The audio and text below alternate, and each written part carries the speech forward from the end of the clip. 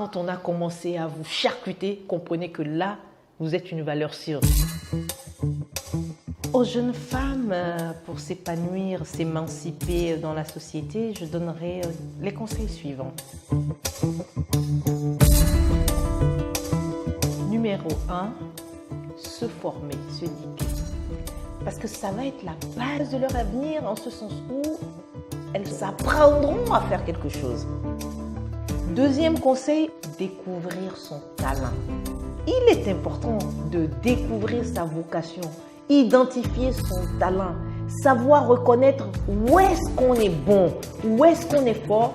Donc, chercher les compétences pour pouvoir valoriser ce talent. Troisièmement, avoir de l'audace. Et ça, je n'arrête pas de dire aux jeunes femmes, il faut avoir l'audace, il faut avoir du cran. La société va me traiter de tous les noms d'oiseaux, mais moi, c'est ce que j'ai envie de faire. Et quel que soit ce qu'on me dira, quel que soit ce dont on me traitera, je sais que c'est là que je veux aller, mais je fonce droit parce que je sais simplement que je ne fais rien de mal, que j'ai juste envie justement d'avancer par rapport à cette conviction ou par rapport à cet objectif. Et je dois aller de l'avant. Il n'empêche que dans ce parcours, dans ce processus, je peux tomber, je peux avoir des échecs, je peux avoir des difficultés, je peux recevoir des coups. Mais quand je me dis que je dois foncer et que ce sont mes convictions, je fonce et j'apprends de mes erreurs ou j'apprends des erreurs des autres dans mon environnement. Donc justement, je quitte l'audace et j'en arrive à la résistance. Il faut apprendre à résister aux écueils que la société, parfois, de façon très injuste, nous met. Les femmes, en vérité, souvent sont en proie à des opinions très erronées dès que ce sont des femmes qui sont en vue de par leur métier, de par leur travail, ou juste que ce sont des femmes qui ont envie d'en donner. Et vous ne pouvez pas en donner, vous ne pouvez pas avoir de la visibilité sans créer la jalousie humaine.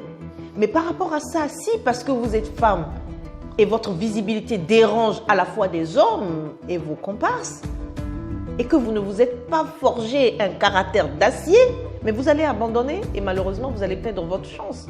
La résistance à toute forme d'exclusion, la résistance à toute forme d'exaction. Parfois, ce sont des exactions morales. C'est-à-dire que tellement on aura rabâché des bêtises sur vous que parfois vous regarderez dans la glace, vous allez dire, mais écoutez, je ne suis pas celle qu'on veut faire passer pour.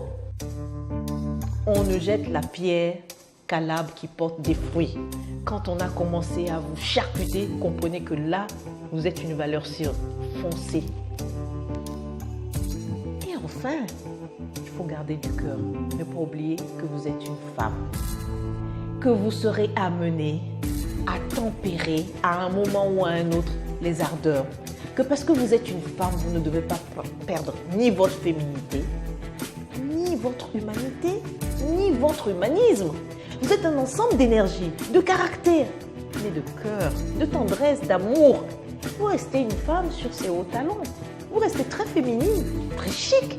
Et ça, il n'y a juste pas de prix à cultiver ensemble ce caractère, je dirais, holistique de ce que c'est.